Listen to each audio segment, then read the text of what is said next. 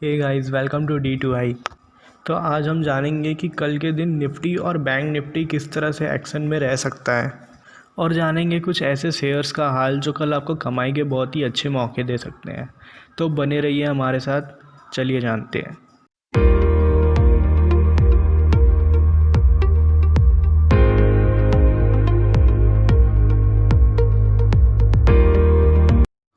तो ये है निफ्टी का चार्ट आपके सामने। ये हमारा डेली का चार्ट जो कि फ्राइडे को ओपन हुआ था 10,910 पे। ओके, ओपन होने के बाद इसने जो लो मारा वो था 854 का। ओके, लगभग 60 पॉइंट का लो मारा और उसके बाद ये बंद हुआ ऊपर होके 11,050 पे। ठीक है, तो ये था फ्राइडे का हाल। अब देखते हैं आगे आने वाले टाइम में क्या हो सकता है। तो आ जाते हैं पहले छोटे चार्ट पे।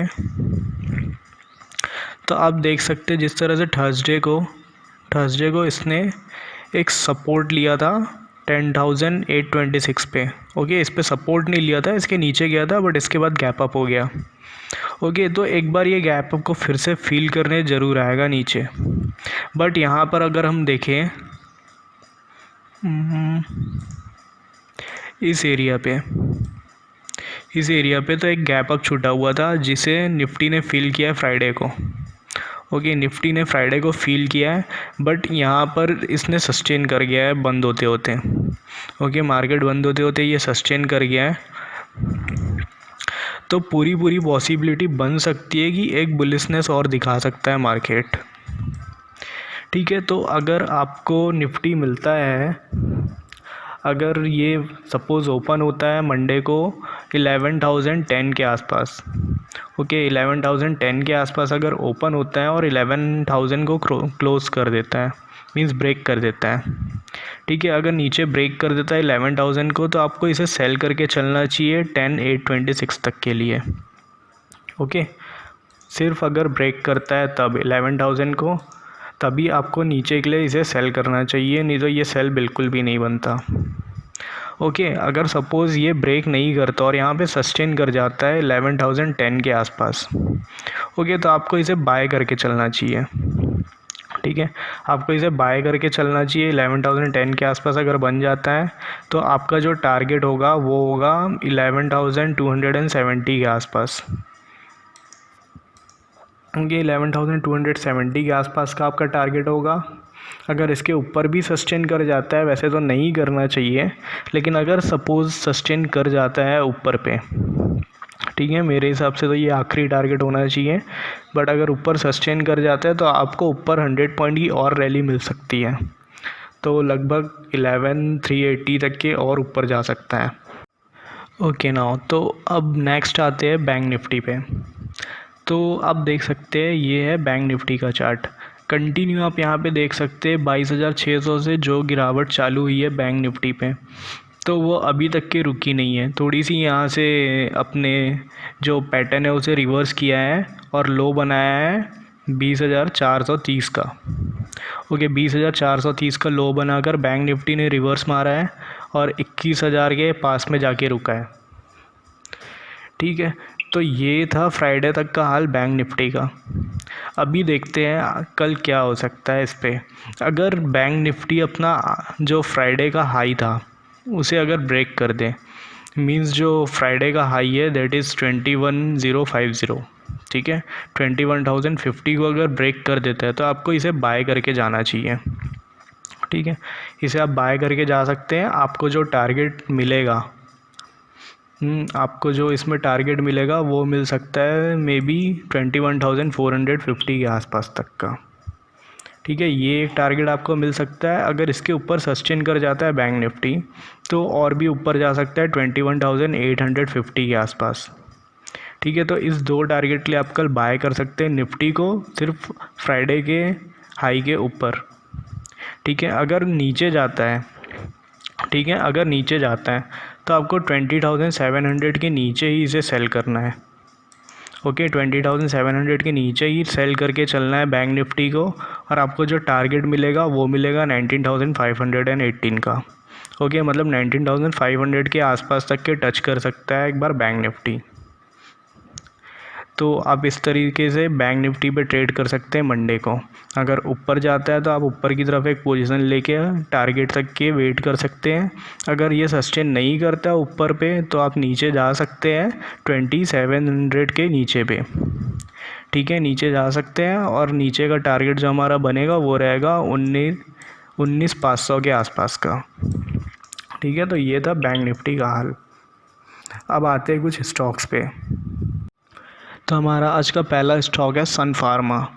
तो अब सन फार्मा में देख सकते हैं ये बहुत ही पहले टाइम से ये एक रेंज के अंदर में काम कर रहा है। ओके, ये जो ट्रेंड लाइन आप देख रहे हैं ये वाला और ये इसके अंदर ही बार बार काम कर रहा है। अगर ये कभी बाहर भी चला जाता है तो घूम फिर के इस रेंज के अंदर में ही आ जाता है। ठीक है, तो आप अभी अगर यहाँ पर देखें तो अभी भी ये रेंज के अंदर पे है और रेंज के बीचों बीच है। ठीक है, तो अगर कल ये ऊपर सस्टेन कर जाता है 494 के, अगर कल ये ऊपर सस्टेन करने में कामयाब रहता है 494 के, तो आप इसे एक बाय कर सकते हैं 502 के टारगेट के लिए। Okay, only for intraday. ठीक, ये टारगेट आपके लिए प्योर इंट्राडे है, इंट्राडे में ये अचीव हो सकता है। अगर ये कल ऊपर सस्टेन नहीं करता, ठीक है, अगर कल ऊपर सस्टेन नहीं करता और नीचे आ जाता है तो आप यहीं से इसे सेल कर सकते हैं। अगर सस्टेन करने की कोशिश नहीं करता तो आप सेल कर सकते हैं इस नीचे के ट्रेंड लाइन के लिए, डेट इज़ 476। ओके, तो कल ये जिधर भी जाता है आप उसके साथ पे इसे सेल या बाय करके जा सकते हैं, ऊपर के ट्रेंड लाइन या नीचे के ट्रेंड लाइन के लिए। कल एक ट्रेंड लाइन इसे टच करना श्योर है। ओके, तो ये था सन फार्मा का। वैसे सन फार्मा में न्यूज़ भी आई है तो उस हिसाब से ये मेनली बुलिश हो सकता है। ठीक है, अगर न्यूज़ बहुत ही अच्छा इफ़ेक्टिव रहे तो ये अपने ट्रेंड लाइन को भी तोड़ सकता है। जिस तरह आप पहले देख सकते हैं प्रीवियस में ये बार बार अपने ट्रेंड लाइन के ऊपर जाने की कोशिश करते रहता है। ठीक है, तो एक बार फिर से ये ऊपर जा सकता है, ये भी पॉसिबिलिटी है, बट उसके बाद ये नीचे ज़रूर आएगा। ठीक है, तो इसके बाद अगर ऊपर चले जाता है तो आप इसके फ्रेश बाइंग नहीं ले सकते। ठीक है, इस ट्रेंड लाइन के ऊपर आप कोई भी फ्रेश बाइंग नहीं ले सकते। अगर आपको फ्रेश बाय करना है तो सिर्फ यही रहेगा और इंट्राडे के लिए एक छोटा टारगेट सिर्फ 502 तक ही रहेगा, उसके आगे नहीं रहेगा। ठीक है, अगर कल सस्टेन नहीं कर पाता है 494 में तो आप इसे श्योरली सेल करके जा सकते हैं। ये आपको नीचे का टारगेट पक्का अचीव करके देगा 477 का। तो ये था सन फार्मा के लिए। अब आते हैं अपने दूसरे स्टॉक पे। तो ये नेक्स्ट स्टॉक है ब्रिटानिया। ओके, आप ब्रिटानिया देख सकते हैं ये नीचे पे एक बहुत ही अच्छा सपोर्ट बनाया है 3540 के आसपास पे। ओके, 3540 के आसपास में बहुत ही अच्छा सपोर्ट बनाया है। इसके बाद जो बाइंग आई है तो एक बार ये रुका था 3655 के आसपास में। ओके, बट ये सपोर्ट ले लेकर अभी ऊपर आ चुका है और अभी इसने जो क्लोजिंग दिया वो है 3703 के आसपास। ठीक है, तो अगर मंडे को ये अगर सस्टेन कर जाता है थोड़ा नीचे आके 3680 के पास में, ठीक है, 3680 के आसपास में अगर सस्टेन कर जाता है तो आपको इसे पक्का बाय करके जाना चाहिए। आपका जो फर्स्ट टारगेट रहेगा वो रहेगा 3752 का। ठीक है, आप यहाँ से इसे बाय कर सकते हैं 368085 के आसपास और आपको जो टारगेट मिलेगा वो मिलेगा 3751 का। ठीक है, ये लाइन टच करना इसे श्योर है तो आप एक बार इसे बाय करके जा सकते हैं। ठीक है, अगर यहाँ पे ये सस्टेन करता है तो एक बार ये 3800 तक भी जा सकता है। ओके, बट ये डिपेंड करेगा मार्केट पे। बट जो आपको इंट्राडे के लिए जो मिनिमम टारगेट मिलेगा वो रहेगा 3752 का। ठीक है, तो इतने टारगेट के लिए आप इसे बाय कर सकते हैं। आपका जो एसएल रहेगा वो रहेगा 3665 का। ठीक है, तो ये था ब्रिटानिया जिसे आप बाय करके चल सकते हैं। अब आते हैं हमारे तीसरे स्टॉक पे। तो हमारा थर्ड स्टॉक है भारती इन्फ्राटेल। ठीक है, आप भारती इन्फ्राटेल में देख सकते हैं इसने पहले एक ट्रेंड लाइन बनाया था इस जगह पे। ठीक है, और फिर जब इसने ब्रेक किया अपने ट्रेंड लाइन को तो आप देख सकते हैं 190 से पूरा 162 तक के नीचे आया।